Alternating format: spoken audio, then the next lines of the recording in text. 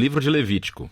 É o terceiro livro da Bíblia e a sua história acontece logo após a saída dos israelitas da escravidão, quando Deus trouxe o povo ao pé do Monte Sinai e convidou Israel a entrar em um relacionamento de aliança. Mas eles se rebelaram rapidamente e quebraram essa aliança. E Deus quis que a sua presença gloriosa viesse e vivesse no meio de Israel na forma desse tabernáculo. Mas o pecado de Israel prejudicou o relacionamento. Assim, no final do livro anterior, Êxodo, Moisés, como representante de Israel, não pôde nem mesmo entrar na presença de Deus na tenda. O livro de Levítico começa nos lembrando desse problema fundamental.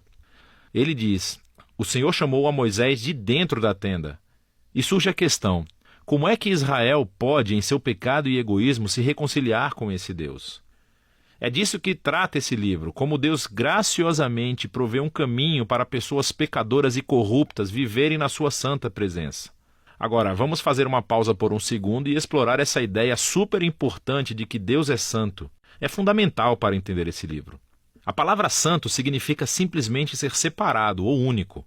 E na Bíblia, Deus é separado de todas as outras coisas por causa do seu papel único, como o Criador de todos, como o autor da própria vida. E assim, se Deus é santo, então o espaço ao redor de Deus também é sagrado. Está cheio da sua bondade, e sua vida, e pureza, e justiça. Então, se Israel, que é injusto e pecador, quer viver na santa presença de Deus, eles também precisam se tornar santos. Seu pecado tem que ser resolvido. Daí o livro de Levítico. O livro tem um conceito simétrico realmente incrível. Ele explora as três maneiras principais em que Deus ajuda Israel a viver em sua presença. As seções externas são descrições dos rituais que Israel deveria praticar na presença santa de Deus. As próximas seções internas enfocam o papel dos sacerdotes de Israel como mediadores entre Deus e Israel. E dentro disso estão duas seções correspondentes que enfocam a pureza de Israel. E então, bem aqui no centro do livro, há um ritual fundamental, o dia da expiação, que une o livro inteiro. O livro conclui com uma pequena seção em que Moisés convida Israel a ser fiel a essa aliança. Vamos explorar melhor o livro. A primeira seção explora os 5 tipos principais de sacrifícios rituais que Israel deveria realizar. 2 delas eram maneiras pelas quais um israelita podia agradecer a Deus oferecendo a ele esses símbolos do que Deus lhes deu primeiro. Em 3 outros sacrifícios eram maneiras diferentes de pedir desculpas a Deus.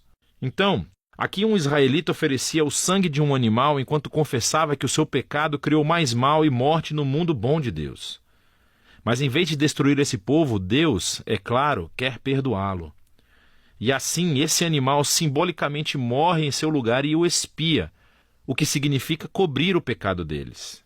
E assim, através desses rituais, os israelitas estavam constantemente sendo lembrados da graça de Deus, mas também da sua justiça e da severidade do seu mal e as suas consequências. O segundo conjunto de rituais estabelece as 7 festas anuais de Israel. E cada uma delas contava uma parte diferente da história sobre como Deus os resgatou da escravidão no Egito e os levou através do deserto a caminho da terra prometida. E celebrando essas festas regularmente, Israel se lembraria de quem eram e quem Deus era para eles. Agora, as sessões sobre os sacerdotes de Israel. Você tem Arão e os seus filhos, ordenados pela primeira vez a entrar na presença de Deus em nome de Israel. E então, nessa seção correspondente, encontramos as qualificações para ser um sacerdote. Os sacerdotes foram chamados ao nível mais alto de integridade moral e santidade ritual, porque eles representavam o povo diante de Deus, mas também representavam Deus para o povo.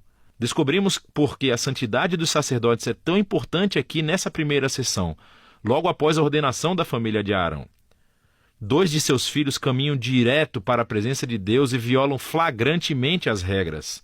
E assim eles são consumidos pela santidade de Deus.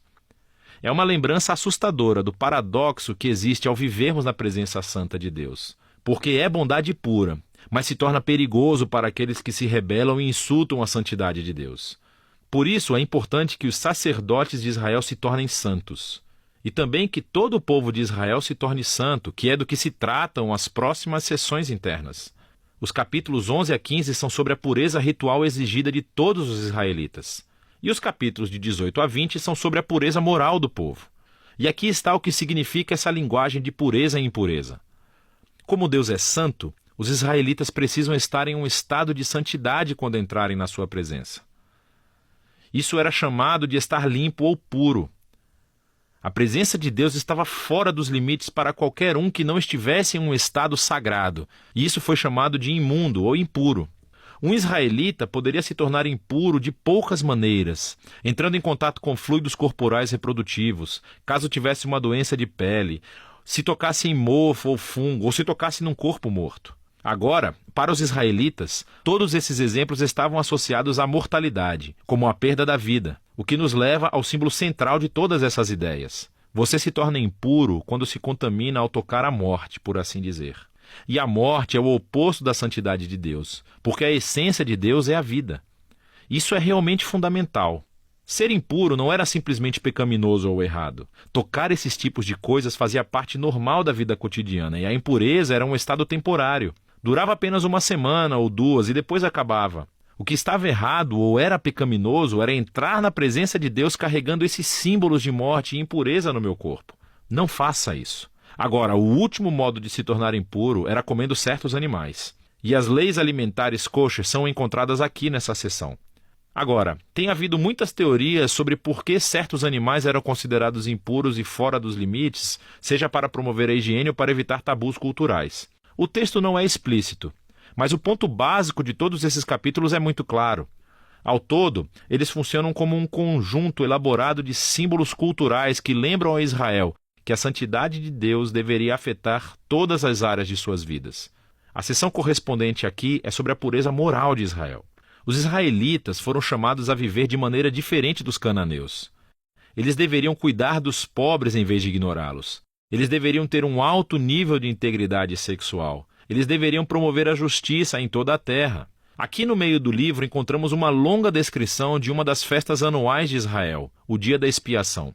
As probabilidades são de que nem todo o pecado e rebelião dos israelitas seriam cobertos através dos sacrifícios individuais. E assim, uma vez por ano, o sumo sacerdote tomaria 2 bodes. Um deles se tornaria uma oferta de purificação e expiaria os pecados do povo, e o outro foi chamado de bode expiatório. O sacerdote confessaria os pecados de Israel e simbolicamente os colocaria nesse bode, e então seria lançado no deserto. Novamente, essa é uma imagem muito poderosa do desejo de Deus de remover o pecado e as suas consequências do meio do seu povo, para que Deus possa viver com eles em paz.